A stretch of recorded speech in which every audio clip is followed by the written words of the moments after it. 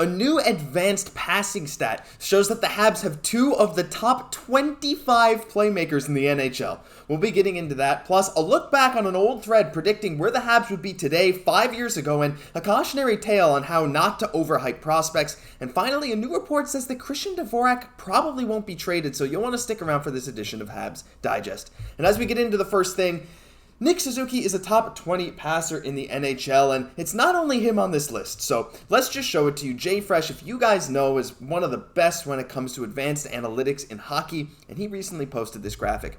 Who are the top 5v5 playmakers in 2022-23? And basically, I'll show you what this means in a second, but you see Nick Suzuki at number 20, and you see Kirby Dach at number 24. There's only a few teams that even have 2 players in the top 25, and that's the Penguins, the Habs, the Sabres, the Panthers, and the Oilers, I believe, and the Leafs, of course, near the top. Jesse, this is just amazing, and as we get into how this works, basically they now have actual data that shows how good a pass is or how likely it is for a certain type of pass, like a cross slot or low-high pass, to result in a goal. Nick Suzuki and Kirby Dach are 2 of the best at it. I mean, did this surprise you at all to see both of them ranked so high among some of the elite playmakers in the NHL? I would have to say that definitely having Kirby Dach on this list surprised me. Nick Suzuki, we know, bona fide, amazing setup guy, great vision, so deceptive. But Kirby Dach, even though last year we kind of saw him, being a really good playmaker, watching, a lot of the games and everything else, like, this is amazing to see him get his props. Like, he's ahead of players like Evgeny Malkin, of course, players like Jack Eichel. So it's quite surprising to see. We did see him have such great vision on the ice, but to be honest, I'm a little bit more surprised with Dach. Like, what about yourself? Are you surprised to see Nick Suzuki and Kirby Dach up on this list? Yeah, I mean, we always like to think that our players are amazing, right? We all know Nick Suzuki is great, but without his top line mates, it's hard to judge. But even without them, right, this is like a full sample of last year when, people who make the right passes, who make passes that have a chance to score. And it doesn't really surprise me that Nick Suzuki's there. But Kirby Dach, we knew he had potential. When he runs a line as a center especially, he's really creating opportunities out of nowhere. But, Jesse, when you think about it too, that's potentially a top-line pairing right there. You got Nick Suzuki at center. You got Kirby Dach on the right wing. 2 of the 25 best 5v5 playmakers in the entire NHL. And who do you have on the left wing but one of the best goal scorers in the league today in Cole Caufield? To me, seeing that potential, Suzuki with Dach being elite playmakers, with Caufield on the other wing, that is just a recipe for, just the perfect chemistry for a first line. And the underlying numbers go to show it. As we were talking about the show, on the show just the other day, is that they were at a point-per-game average when these 3 players were playing together. Cole Caufield is often, the perfect type of player for this type of situation because he's able to kind of find these pockets, and Nick Suzuki and Kirby Dach are the type of players that can do this. And of course, they have different ways of being able to do this. For Nick Suzuki, he likes to kind of mislead defenders and then also goaltenders by his vision, kind of looking off the defenders, but at the same time having the presence of mind to know where his teammates are, to then threads through these cross-ice passes like we've seen so many times, and obviously, this is why Cole Caufield is getting the results that he's getting so early on, especially under Martin St. Louis, but also why he signed his extension is he knows full well that he has a setup man, not only in Nick Suzuki, but also in Kirby Dach as well. So just kind of seeing some of this information, for me, you could say, it'd be great to kind of spread it out, or that maybe plays even more to Kirby Dach being an effective centerman, but the chance of just seeing what they could do all together, because again, they're so young in all of this. They're much younger than many players on this list. We could say top 25, that's a lot of players. No, there's a lot of good players in the NHL. And when you look at this list, you're basically looking at the cream of the crop. So the fact that they could be up there, you look at a lot of these players, the usual suspects, of course, McDavid, Crosby, Marner even, these are all players that are older than Nick Suzuki, and even more so Kirby Dach. So you have to feel over the years, and when we revisit this in the future, we're going to be seeing Nick Suzuki and Kirby Dach going up that very elite list. Yeah, I think so too. They could very well both crack the top 20, top 15 at some point, but I think you had just about the perfect segue as we talk about discussing the future. We're going to have an interesting look.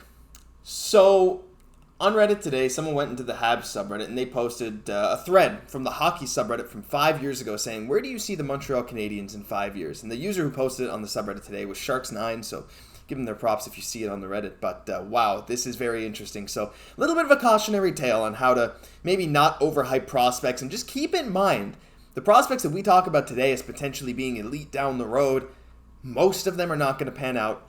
And here's an example. The most highly upvoted comment in that original thread.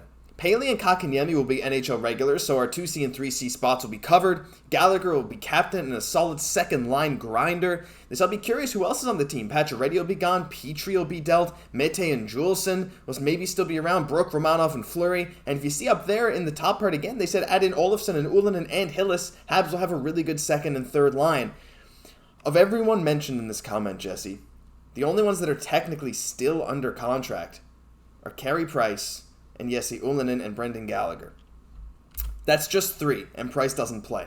And Gallagher is well over the hill at this point. Just one more example for you guys. I've got another comment here. Someone predicting the lines. This was a 3-year projection. So this would have been their lineup 2 years ago. The projection of Drouin, that's Jack Hughes, assuming the Habs got a good pick, or any number one center, with Gallagher on the top line, Domi Kotkaniemi and Ullinen or Sherbak, Lekin and Hudon, Paling, Armia Hillis, McShane, Dano Olofsson, and Ikonen, and then the defense, Romanov, Fleury, Mete, Weber, Riley Olsner, Brooke Juleson, and Price and McNiven, and they said that was an improvement. Jesse, when you see something like this, does it worry you at all, or maybe even just make you a little bit nervous about how highly we hype our current prospects and what it might end up looking like down the line?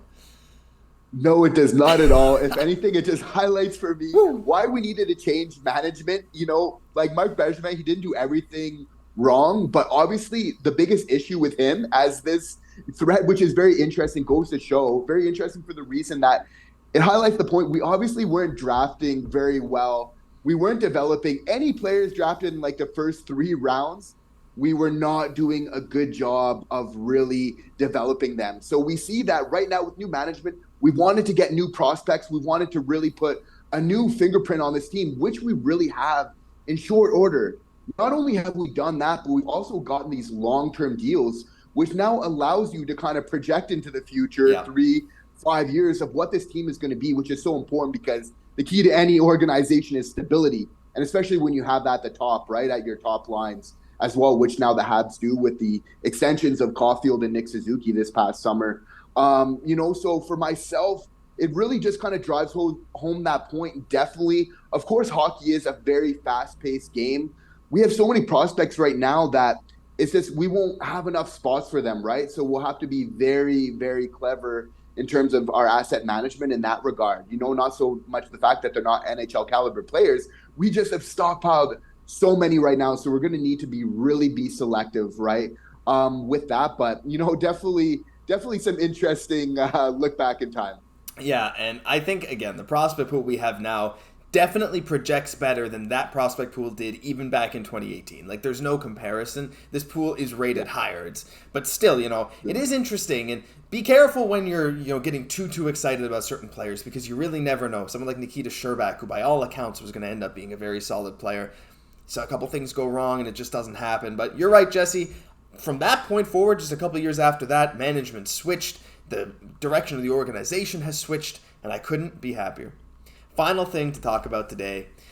I don't think Christian Dvorak's getting moved. On a recent mailbag episode, Mark Dumont answered some questions, some concerns about some Habs players. He also posted an article saying, you know, stop saying bad things about Jordan Harris, stop putting him in mock trades, because Jordan Harris was statistically the best rookie D-man on the Habs last year, but he also mentions this at the end of it. He mentions how Cayden Primeau would probably not get claimed on waivers. He said, don't just trade Jordan Harris, but he also says, very notable, as of now, it's doubtful anyone will want to trade for Christian Dvorak.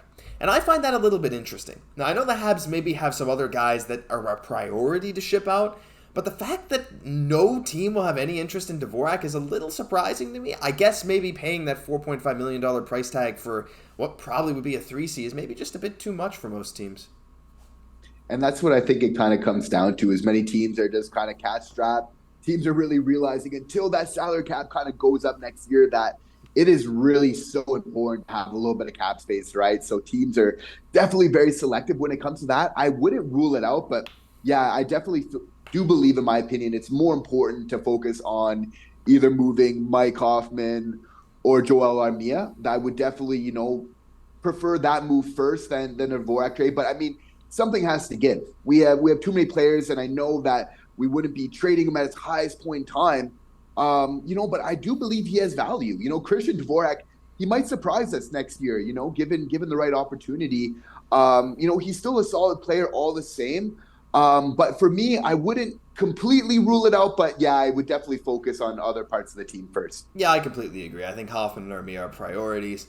But, you got to think some teams might have a use for Dvorak, a kind of guy who can do a bit of everything. He was Nick Suzuki's backup for all intents and purposes, the sixth man, if you will, in a hockey sense. And he does a bit of everything, but again, at that price tag, not only for just this year, for 2 more years, Habs probably won't want to retain salary. That price tag's a bit too much for what he gives for a lot of teams. So it's understandable, but maybe a little unfortunate.